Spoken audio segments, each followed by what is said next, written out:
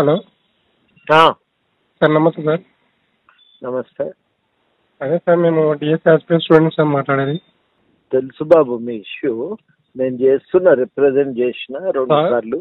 Sir, మిమ్మల్ని నమ్ముకొని మేము ఎంతో ఆశపోతే ఉన్నాం సార్. ఇప్పుడు కూడా కాదు, నమ్ముకుంటే నేనేమన్నా మీతో వచ్చి మోసం చేసిన?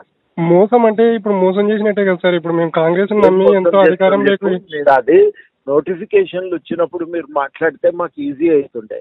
ఇప్పుడేమో అది చాలా దూరం పోయింది. మేము ప్రయత్నం చేస్తున్నా కానీ అది వాళ్ళు కూడా వినేటట్లు లేరు. మీరు అనుకుంటున్నారు నిర్ణయం మేము మా చేతిలో ఉంటుంది, మేము చెప్పంగానే మారుస్తారని. అట్లా ఉండదు. మీరు మా తరఫున ఉండి ఇంతకు ముందు ఎంతగానో సేవలు చేసినారు సార్. ఇది ఇస్తున్నాం బాబు, ఇప్పుడు దూరం ఉన్నామా? అవును సార్, దూరం అంటే ఇప్పుడు కనీసం సీఎం అసలు మమ్మల్ని స్పందించడం లేదు కదా సార్ ఇన్ని రోజులే. అవును, ఆయన ఒక పద్ధతి అనుకొని పోతుండే. మనం ఏం మాట్లాడొస్తా చెప్పు సార్. మీరు అందరూ ఒక కమిటీ లాగా వేసుకొని చూడండి సార్. ఇప్పుడు మేము చనిపోతే కూడా మా సాగు కారణం ఎవరు సార్? సీఎంఏ కదా సార్. ఇంకా మాకు ఏడే ఉంది సార్ టైము. చెప్తాలే నేను తప్పకుండా. Sir please, I requested sir. సరే, దయచేసి వాయిదా చేసే మార్గం చేయండి.